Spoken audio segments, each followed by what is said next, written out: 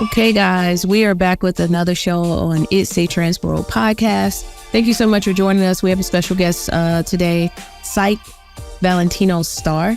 Also one of our amazing winners for the TRANSworld pageant this past week. But before we get started, I'm going to introduce myself, and of course, I'm going to introduce my handsome co-host, producer, and all things work, Malik. I'm Raquel. Malik is going to go over some highlights with you guys before we really jump into our interview tonight. Malik. Hey, everybody. I am Malik Santiago St. James. And my highlight for today is Lenny Kravitz. Lenny Kravitz just recently paid homage to the LGBTQ community. He stated that the community raised him. So I just wanted to highlight that. It's notated in the edition of the Gay magazine and an interview that he recently did. So shout out to Lenny Kravitz for giving the kudos to the LGBTQ community that raised him. Yeah. I read that, actually. I think I saw it on Gay magazine, if I'm not mistaken. Yeah. He said the community raised him. So yeah, big shouts out to Lenny. Before we get started, we always like to tell our audience that we lead with love on this show, and it's a safe place. And we have lots of conversations, and there's nothing off the table. We talk about everything on this show. So if you're sensitive, it's probably in the place for you. But more than anything, we want to talk about the things that interest you and answer the questions that you have. One of the biggest misconceptions that we see is people are so uneducated about the transgender community, as well as those that identify as non-binary. So, Psych. Yes, ma'am. So much we want to talk about tonight, but before we really jump into who you are, I want you to introduce yourself and tell our audience what you want them to know about you. Well, hello, everyone. First of all, my biological name is Terrence Lamont Smith. I was born in Lexington, Kentucky, to my lovely mother, Blossom Maria Smith, now Ward, and my getting to get a better relationship with my father, Alfonso Wood. My stage name is Psych Starr Valentino. I reside now in Atlanta, Georgia. I've been here for 5 years, and I want the community to know my logo is "Why Not Me." I want everybody to think, why not you? When you're going through a hard time, just say, why not me? Yeah, I think that's important. My grandmother used to say to us all the time, if not you, then who? Yeah. There's a reason for everything. Yeah. And to whom much is given, much is required. Those are the two things that I think will stick with me for the rest of my life. I heard it ever since I can remember. My grandmother would say that to us, and I believe that firmly as an adult. I'm not sure I knew what it understood. I'm not sure that I understood what it meant as a child, but as a woman, I certainly do. For those of you that don't know, Psych identifies as them, they, he, she. He's everything in the rainbow, whatever you see, you can call it. I identify as she, her, hers, and I am a cisgendered woman. Malik, with his fine self, he's actually trans. So for those of you that are new to our show, Malik is a trans man, and he identifies he, his. That's very important, especially right now with everything that's going on politically, with everything that's going on in the world. That's very important to understand how people identify, because it's a huge part of who they are. Psych, there's so much we want to talk about tonight, but let's start with why you came to Atlanta, because you're not originally from Atlanta. You recently won the TRANSworld pageant, and you were so excited because it was the first time you won in Atlanta, and that was so important to you to get a crown in Atlanta. You did that. But tell us how you end up migrating to Atlanta. Let me say this first. Okay. I'm actually learning myself, and at 37, I'm actually becoming who I'm truly supposed to be. So this opportunity right now is a chance to give me the gift, use the gift, should I say, that God has given. Okay. 5 years ago, I guess 2018, I was crowned Mr. Gay Black Ohio. I was also on probation, or should I say parole, because I just got out of prison for the second time. A lot of people knew me in the male industry, but I always wanted to know what it was like in Atlanta. You know, our community is more, is very promiscuous, should I say. And at that time, as branded as Mr. Gay Black Ohio newcomer, I had been infected with the disease HIV. And at that time, I was only, I think, 32. And I was very educated. My first relationship with a man was he was positive and he educated. So at that age, I was very destroyed. My mother's a nurse, so it was very hard to even tell her. I lost my house. It felt like the world was crashing down on me when I had just caught something that I thought at that time was going to kill me. So, and I always go ahead. I want to ask you a question about that. You said that you're very educated toward HIV. Your partner was HIV positive. Did you contract HIV from your partner? No, at that time, when I got into the community, I was only 15 years old. My first partner I had at 17. That was very abusive. We stayed together until I was 23, and I ran from him. But to this day, we're good friends. That's my first love. But he's a very special part of my life still to this day. But not get back to that. Gotcha.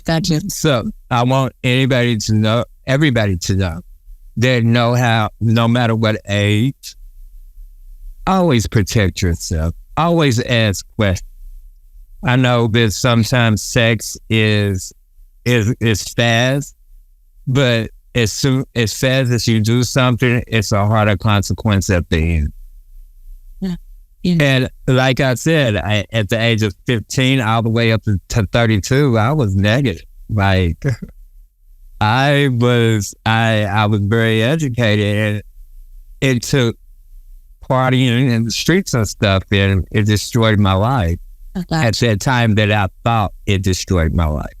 So, and that's, excuse me, I want to make sure that I understand as well as our audience.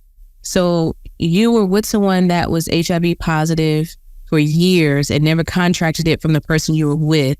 So you are separated from this person at 23, and then you contract HIV at 32 years old. Yeah. Wow. Yeah. See, I know most people are thinking, how? I mean, what do you look on? And obviously there's so many things you can do to take care of yourself so that you don't contract HIV when you know that the person has it, so you're protecting yourself. So I'm going to assume that at 32, it can happen to me, and it can always happen to you. Don't ever think it can't happen to you. How did you contract HIV? I was still very promiscuous, thinking I'm taking the proper precautions, but one slip up is all it took. Not asking the proper questions, not putting on, as we say in the street, strapping up. I didn't put on protection. I let mental health, should I say, because I was going through a lot with parent issues. My father is a pastor, and a lot was on me, and I wasn't in the right mind. And like I said, it can happen. Don't anybody knew that you don't ask questions. If you don't ask questions, you'll never find out. And sometimes people do lie. And if you feel like that, you need to protect yourself. You are all you have. So are you saying that you were doing everything possible to make sure you did not contract it while you were in the relationship? Like I said, I was young at the time. My partner was older than me. And even though he was abusive, he was very loving and caring. He taught me the things that I needed to know. He told me to ask the certain questions. Look, when you met in the streets, you learn street things. So look, when you go to people's house, look through their medicine cabinets. And he told me the medications and stuff to look at it. I'm from the streets. He taught me. From that time, I was in him from a teenager to adulthood. He taught me. Got it. Right. But I'm asking though, were you doing everything possible knowing that he had it? Were you doing everything possible, using protection, doing everything so that you couldn't contract it because you didn't? But then when you left, you did. That's exactly what I'm asking. When I was with him, yes, I did use protection and made sure he was at his doctor's appointment. But I left him and was doing just me. I did until it took one time, probably 2 or 3. I can't tell. I mean, but So do you, like now, say for instance, you having a conversation with your friends or whatever, is it something where now you're teaching people that it's not just okay just to ask the question? It's safer to do what you got to do to protect yourself. Because like you said, anybody can lie, correct? Correct. Yeah. So now moving forward, are you helping other people do more than ask the questions? Well, my name is Psych Starr Valentino. I am the father of my house, Starr Valentino. I try to mentor as many people as I know. Some of my kids are HIV positive. Some of my kids aren't. Some of the people I know are. I have several conversations with people, just people I care about, people that may ask me questions that don't know. I try my best because I am mentally disturbed, and every day I think I'm cursed with somebody who has hurt me. But I try to think in my mind frame where I'm at today is that person may not have known. Somebody may have hurt that person. Maybe that person is still hurt. And hurt people. And I don't want to be that person that hurts people, even though I've been hurt. And I know some of my kids and some of my friends have been hurt. But you have to find happy. Don't worry. So, Psych, I want to kind of transition just a little bit, still talking about the community and relationships with contracting HIV. Has it been difficult in your relationships? Are you in a relationship? What's that been like? Well, at this moment, I am married. My lovely wife's name is China Smith. She goes by China Starr Valentino. Shout out to my wife. Okay. She does know about me. That's one thing I love about her. Like you tell the audience, I am non-binary, which is hard in our community because there's so many boxes that you have to fit in. And I sometimes don't feel like I fit in those boxes because I look very thuggish, but I dress very feminine and I act feminine, but I don't feel like a boy, but I don't feel like a girl. And she loves all of that. Like she says, I like a soft boy, and she said, I like a butch queen. That's, okay, how long have you been married? So it would be 15 months. Okay, so we've been married. Newlywed. Yeah. So how does your wife identify? My wife is a transgender. This is that how you pronounce?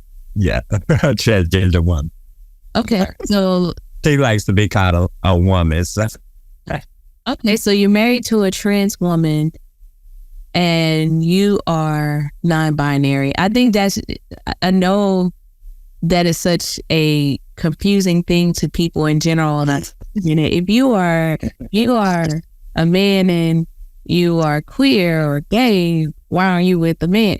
Those are the questions that we hear all the time. And we often tell people that sexuality and gender and sexual preference has nothing to do with each other. Right, exactly. Absolutely nothing to do with each other. So congratulations on your wedding. Thanks. Congratulations to you and your wife. Black love is so amazing. My next question is, you mentioned being in prison. Yes, Lil. And you said the second time earlier. Yeah. What did you go to prison for? Which time? The first time. The first time I went for assault with a deadly weapon. Okay, so you put your hands together when you have to. Tough. Clearly. She said what he said. Yeah, what he said, leave that man alone now. Leave him alone. I am skinny. I'm tall, but I'm skinny and I'm very fragile. And I would do whatever it takes to get your motherfucking hands off me. I'm sorry. That's how I was raised. Don't hit me. So first time assault, second time, why'd you go? Robbery. Really? So you fragile and skinny? Hold on. Right. Hold on. When I said you asked the question, you didn't ask me anything else but the question. So with robbery, I was actually with a couple of family members and they were shoplifting. I was actually, I think, 19 or 20 at the time, and they were shoplifting. And when we were leaving, I'm from the street. So if you put your motherfucking hands on my auntie, and I'm sorry, I don't know what the fuck going on. He put his hands on my auntie, and we went to swirling in that motherfucker. And next thing I know, we jumping in the car, we was gone. A week later, a bitch was on the news. Wanted. Oh my God. The team said it was in there twirling. So, get your motherfucking hands off my auntie, bitch. The fuck wrong with you? So, But I think I didn't know.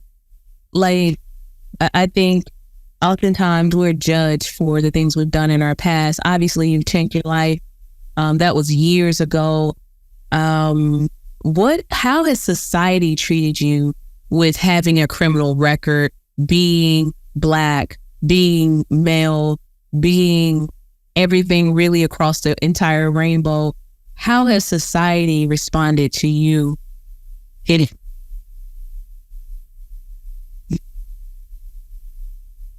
A lot of in our community, club-wise, street-wise, they respect.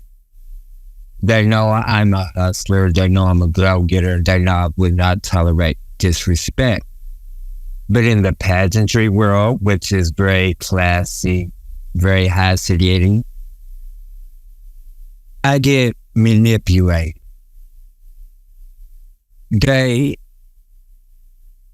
I take full responsibility of anything and everything that I have done in the pageantry world, and I've learned that.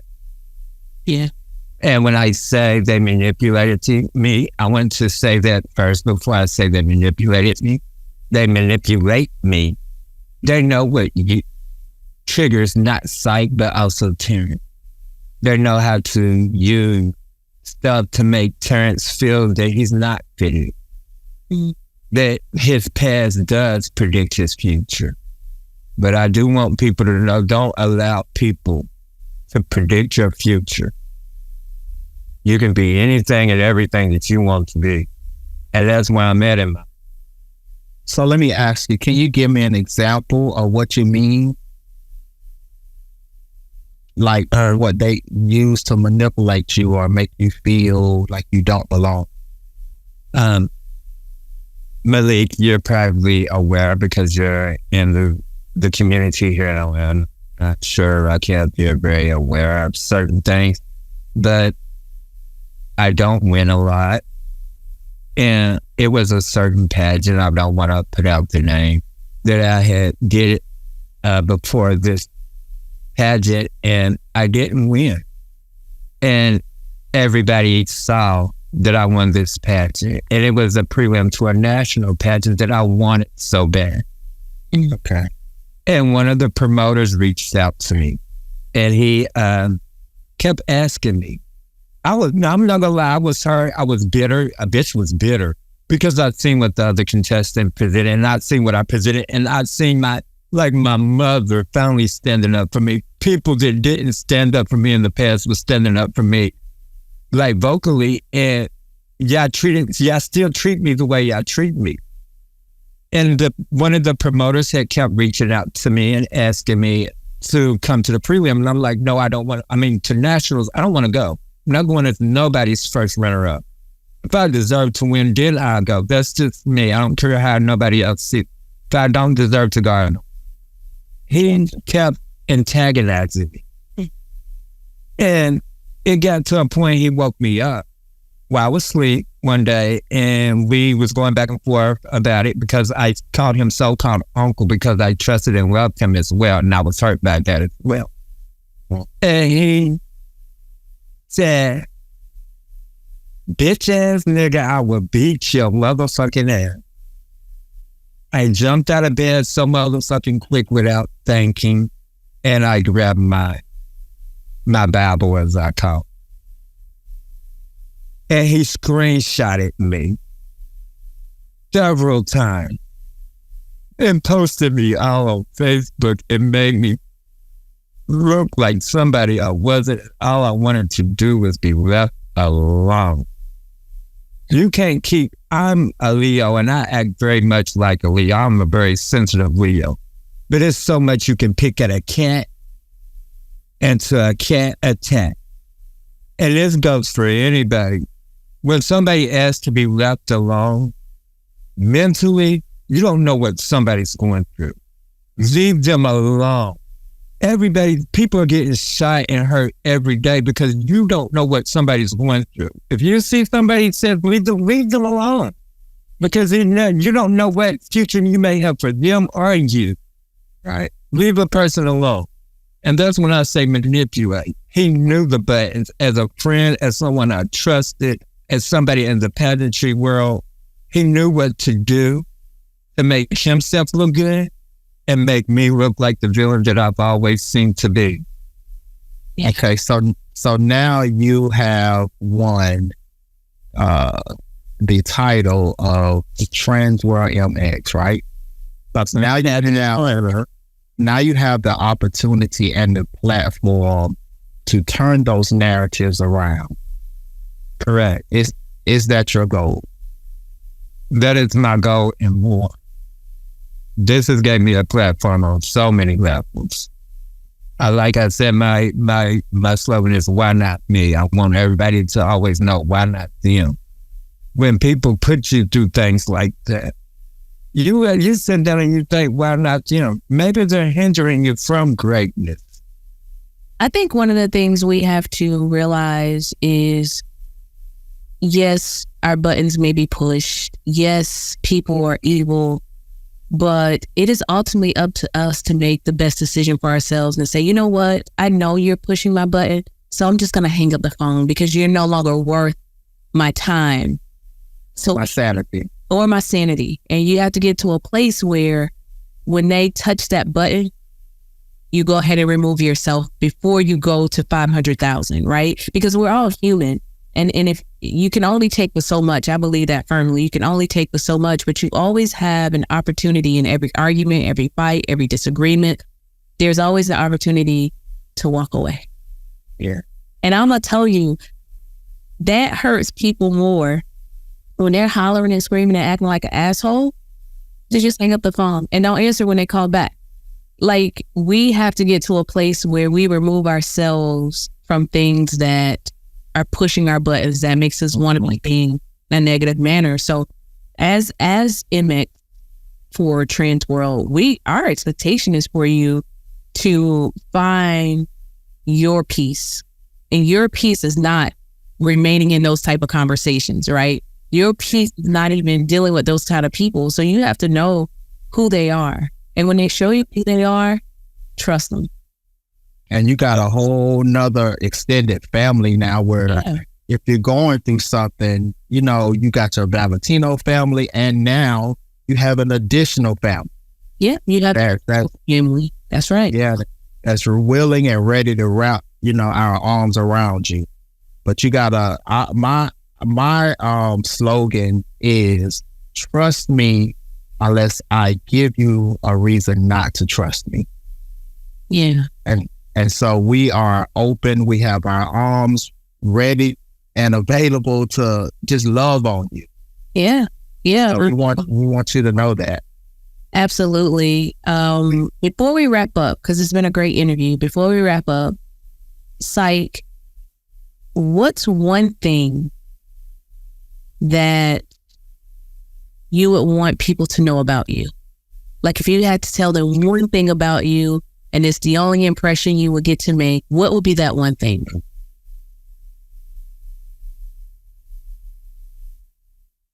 I love you. That one thing. Wow. Wow. I did not expect you to say that. Yeah. Wow. Okay. Wow.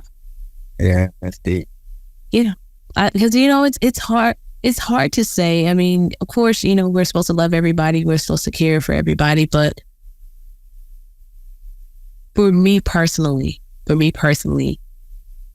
in general, I have a general love for everybody, but I can't say that so passionately. The one thing that I want you to know is that I love you.